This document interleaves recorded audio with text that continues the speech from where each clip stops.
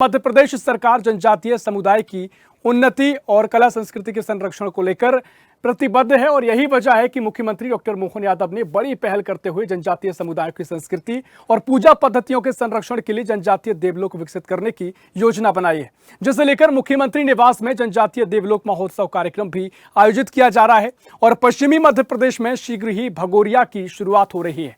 उन्होंने कहा कि जनजातीय समुदायों की संस्कृति पूजा पद्धतियों के संरक्षण के लिए प्रदेश में जनजातीय देवलोक विकसित किया जाएगा।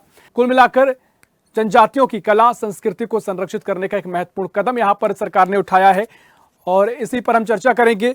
मेहमान हमारे साथ जुड़ गए हैं राष्ट्रीय अध्यक्ष गोंगापा के सतीश कुमार नागवंशी हमारे से जुड़े हैं। सतीश जी, बहुत स्वागत है आपका स्वदेश न्यूज में। और साथ ही जयस प्रदेश कार्यकारी अध्यक्ष हैं मध्य प्रदेश के डॉक्टर राजू पटेल। राजू पटेल जी, बहुत स्वागत है आपका स्वदेश न्यूज में। सतीश जी, पहले मैं आप ही के पास आऊंगा। मोहन सरकार के इस प्रयास को आप कैसे देख रहे हैं? जनजातीय समाज की अपनी परंपराएं हैं जो लगातार इस आधुनिक समय में कहीं ना कहीं लोग अपडेट हो रहे हैं, कैसे उनको जोड़कर रखा जाए, उनको संरक्षित करके रखा जाए, लोगों को रूबरू कराया जाए और प्रदेश के मुख्य पटल पर उनको उकेरा जाए। किस तरीके से आप इस सरकार के इस प्रयास को देख रहे हैं? धन्यवाद इस डिबेट में शामिल करने के लिए स्वदेश न्यूज की टीम आप लोगों का। जिस प्रकार से देवलोक और ये सारी चीजों का सरकार कर रही है, ठीक है, अच्छी बात है, लेकिन आदिवासियों के उत्थान के लिए जो आए दिन अत्याचार और जिस प्रकार से उनकी जमीनों का जिस प्रकार से नामांतरण किया जा रहा है, आदिवासियों की जमीन को गैर जो है जनरल लोगों को का कन्वर्जेशन का काम सरकार बड़े पैमाने पर प्रदेश में आप आंकड़े उठा लें तो मतलब आदिवासियों का देवलोक तो ठीक है, संरक्षण करना अच्छा पहल है, लेकिन मैं सरकार से कहना चाहूंगा कि सरकार उनको उनके हक अधिकार और उनकी जमीनों को सुरक्षित रखे। उन पे आए दिन अत्याचार हो रहे हैं, ये सब सारी चीजें कम होना चाहिए। अभी सारे जो है नेशनल क्राइम रिकॉर्ड ब्यूरो के जो आंकड़े आप उठा के देख लो, हर साल अधिक आदिवासियों पे अत्याचार बढ़ रहे हैं। ठीक है सतीश जी, लेकिन सरकार इसको लेकर तमाम मौके पर हम देखते हैं प्रयासरत होती है और इस तरह के अगर मामले सामने भी आते हैं, मुझे लगता है कि अन्य मामलों की तुलना में बहुत तेजी से उन पर कार्रवाई की जाती है जो मामले हम देखते आए हैं। लेकिन सरकार अगर इस दिशा में कदम बढ़ा रही है, क्या इसका स्वागत आप कर सकते हैं?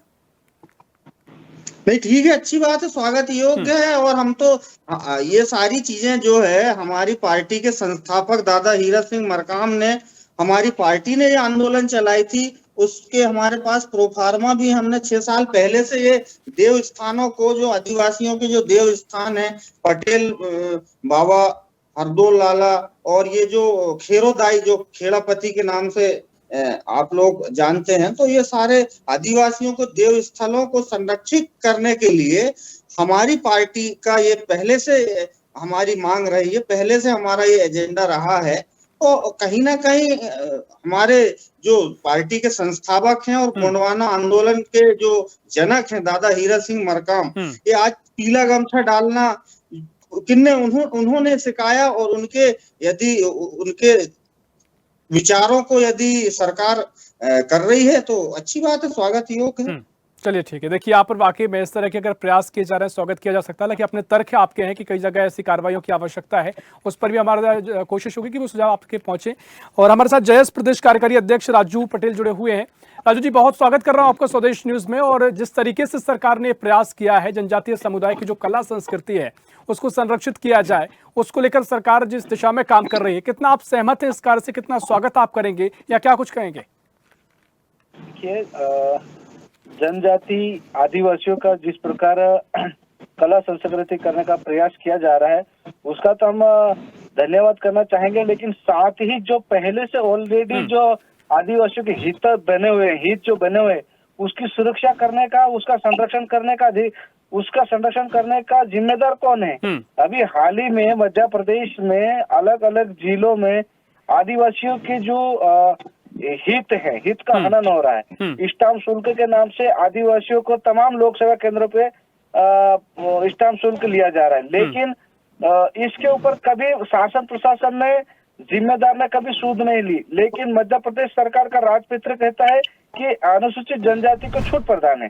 जैसे कि अभी हाल ही में घटना देखिए, अभी ये मध्य प्रदेश के राजौगढ़ की जो टंटिया मामा मूर्ति स्थापना का मामला था, जिसमें अगर सरकार वास्तव में आदिवासियों को हितों की रक्षा करना चाहती है तो हमें समझ में नहीं आता है या केवल ये केवल भीड़ इकट्ठा करके कुछ हमारे लोगों को बुला के कार्यक्रम करके अपना ऐसा लगता कहीं ना कहीं कि एक दिखावे का काम कर रहे हैं। अपना एक जिम्मेदारी के मतलब वास्तविक रूप है जिस हिसाब से काम करना चाहिए, कहीं ना कहीं हमारे आदिवासियों के हितों की रक्षा नहीं हो रही है। लगातार आप मध्य प्रदेश में बढ़ते आदिवासियों के ऊपर अत्याचार शोषण बढ़ रहा है, लेकिन इसके ऊपर कोई ध्यान नहीं दे रहा। आदिवासियों को जल जंगल जमीन खतरे में, वनों को निजीकरण किया जा रहा है, लेकिन इसके ऊपर सुरक्षा की बात आई तो शासन प्रशासन चुप है।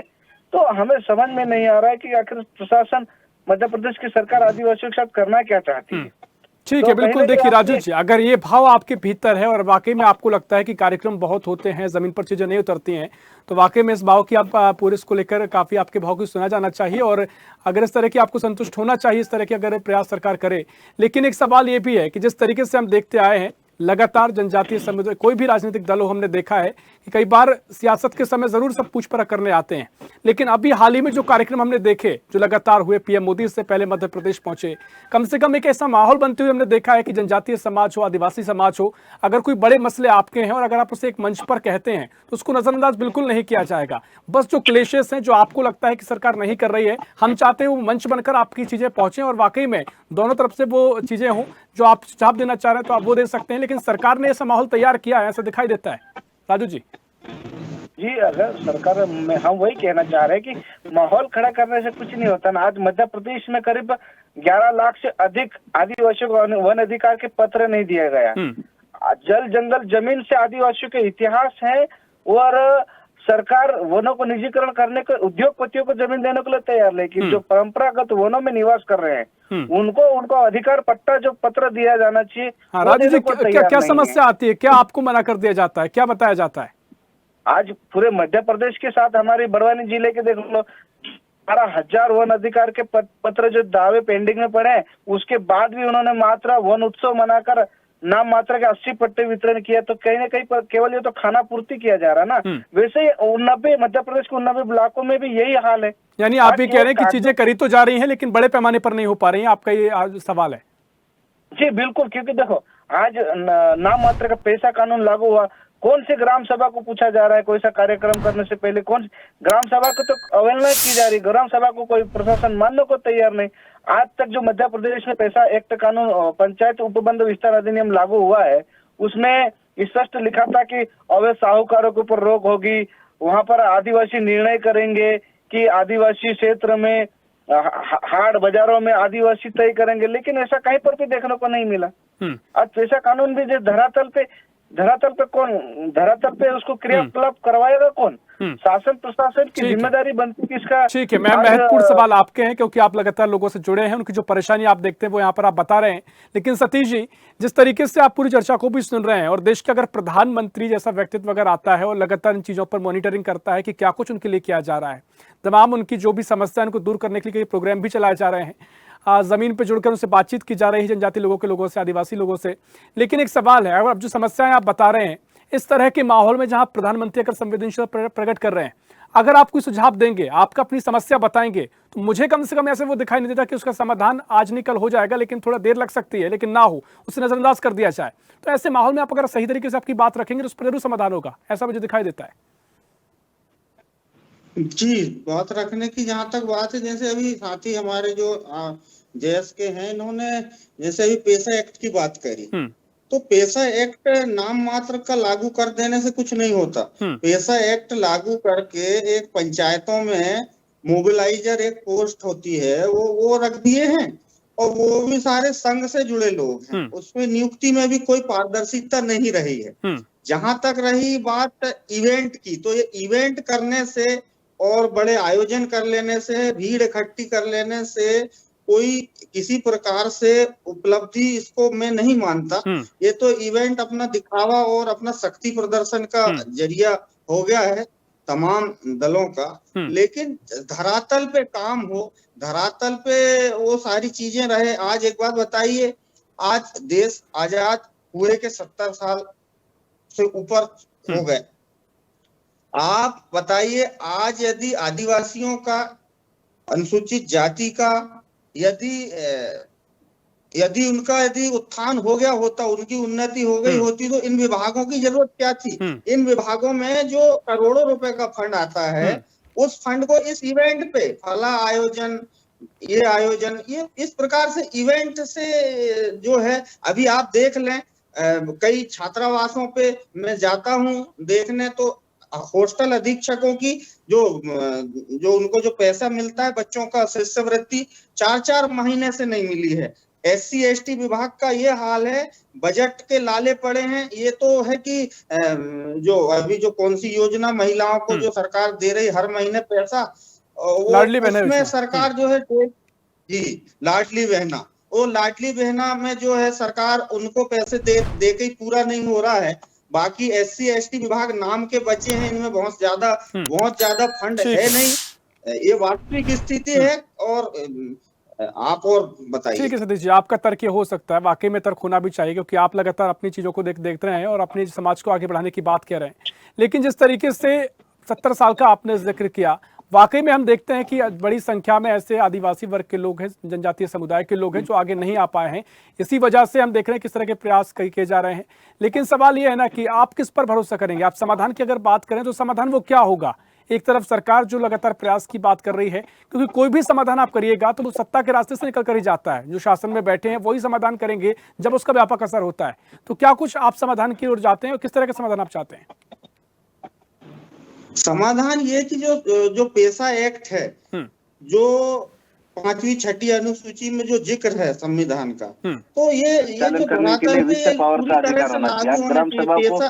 पेशा एक्ट जो है उसको काट छांट करके राजू जी, बस आ रहा हूं, संशोधन करके और अपनी सहूलियत के हिसाब से पेशा एक्ट को लागू कर दिया है। जी राजू पटेल जा रहा हूँ। जी सतीश जी, हेलो, ठीक है राजू जी, अपनी बात रखिए जी। हमारा ये कहना है कि मध्य प्रदेश में पेशा कानून लागू हुआ है, तो इसको पूर्ण रूप से धरातल पर लागू करवाने के लिए प्रशासन इसका कदम उठाना चाहिए और सरकार इसके ऊपर ध्यान देना चाहिए कि केवल खाना पूर्ति नहीं हो, वास्तव में धरातल पर भी होना चाहिए। जैसे कि तमाम जिलों में जो आदिवासी 89 ब्लॉक है, वहाँ पर अलग से समीक्षा होना चाहिए और वहाँ के अधिकारियों को भी, जो आदिवासियों के हितों की समझने वाले ऐसे अधिकारियों को पहुंचाना चाहिए जो वास्तव में उसका संरक्षण कर सके। नहीं ठीक है, देखिए राजू पटेल जी, मेरा सवाल ये इसीलिए था क्योंकि जैसे ठीक है, आज अगर हम इस चर्चा को कर रहे हैं, एक वो लोग हैं जो आदिवासी समाज समुदाय में, जनजातीय समुदाय में रह रहे हैं, वहाँ का जीवन यापन कर रहे हैं। एक सरकार के लोग हैं जो प्रदेश की राजधानी में बैठते हैं, योजनाएं बनाते हैं, वहाँ सब संचालित करते हैं। इन बीच का फासला थोड़ा रहता है, जमीन पर हालात वाकई में बदले रहते हैं। लेकिन अगर हम चर्चा कर रहे हैं, हो सकता है कि हमको उतनी जानकारी ना हो, हम उस माहौल में नहीं रहते, उन स्थितियों का हमको इतना ज्ञान ना हो। लेकिन आप अगर उन लोगों से बातचीत करते हैं तो सरकार एक माध्यम है कहीं ना कहीं आपकी समस्याओं को दूर करने का, आपके लिए वही है, उसी माध्यम को जाना पड़ेगा। तो वो माहौल कैसे बैलेंस बनाए रखें। अगर एक तरफ हम देखते हैं विरोधी लहर अगर दिखाई देती है तो विरोध से कहीं ना कहीं आपकी चीजें डिले होती हैं, तो समाधान निकले, एक संतुलन बने, बातचीत बने। और सरकार अगर इतने प्रयास करे तो वो संबंध कैसे आप स्थापित करेंगे। अगर आपकी समस्या है तो उसका जरिया क्या होगा, लोगों से आप सरकार तक बात पहुंचाएं, क्योंकि समाधान वहीं से होना है। जी देखो, सरकार से हमने तो माननीय मुख्यमंत्री से भी कई बार ज्ञापन निवेदन दिया है। अभी आगे यही एक्शन लेना चाहिए कि किस प्रकार कैसे कदम उठाया जाए। वास्तव में आदिवासियों के हित को लेकर जो रखना चाहिए, तो काफी जगह जैसे भी उन्होंने मूर्ति स्थापना की है, उसका सराहना करते हुए समाज ने सराहना किया। लेकिन जहाँ पर जैसे भी राजोगढ़ की बात आई तो वहाँ पर प्रशासन ने रोक दिया कि टंटिया मामे की मूर्ति स्थापना नहीं होगा। तो ये समझ में नहीं आता कि सरकार भी नहीं, तो क्या कारण बताया गया आपको, क्या कारण बताया क्यों नहीं होगा? वहाँ पर बता दिया गया कि वहाँ टंटिया मामा की मूर्ति स्थापना जो हो रही है उसके किसी प्रकार का प्रशासन ने, जिला प्रशासन ने आपत्ति ले ली वहाँ पर। जबकि उसमें बताया गया कि राज्य सरकार की तरफ से किसी प्रकार से क्या कहना चाहिए वो नहीं है इसमें। नहीं, क्योंकि सवाल इसलिए राजू जी, क्योंकि सरकार हम देख रहे हैं लगातार कार्यक्रम के जरिए ऐसी मूर्तियों की स्थापना कर रहे हैं। कोई आप विशेष वजह रही होगी। हालांकि राजधानी में अभी ऐलान किया है मुख्यमंत्री ने कि जो भी जनजातीय समाज है इनके महापुरुषों की प्रतिमाएं स्थापित की जाएंगी, उनके द्वार बनाए जाएंगे। तो ये बड़े लगातार फैसले लिए जा रहे हैं। जी, फैसले लेना चाहिए। वास्तव में आज बहुत ही पिछड़ा समाज है। आज जनजातीय समुदाय जंगलों में परंपरागत वन में रह रहा है, बेचारा जीवन यापन करने के लिए मतलब अलग अलग कई आज जिले के जिले खाली हो गए, पलायन हो रहा है, गुजरात, महाराष्ट्र, अलग अलग बिल्कुल। राज्यों में जाना पड़ रहा है।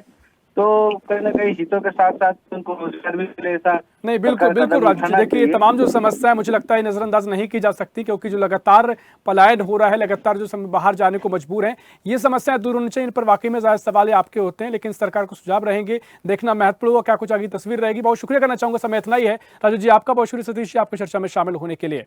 तो कुल मिलाकर मध्य प्रदेश की मोहन सरकार ने तमाम प्रयास अभी किए हैं, और लेकिन आदिवासी समाज की, जनजातीय समाज के अपने तर्क हैं कि उनके साथ अभी भी और समस्याएं हैं, उनको दूर किया जाना चाहिए। फिलहाल के लिए इस खास पेश में इतना ही। देश प्रदेश की और भी खबरों के लिए देखते रहिए स्वदेश न्यूज, सबसे पहले देश। ऐसी ही खबरों के लिए हमें लाइक करें, शेयर करें, फॉलो करें और यूट्यूब पर सब्सक्राइब करें और बेल आइकन दबाना ना भूलें। साथ ही ताजा अपडेट्स के लिए हमारी वेबसाइट स्वदेशलाइव.com पर जरूर जाएं।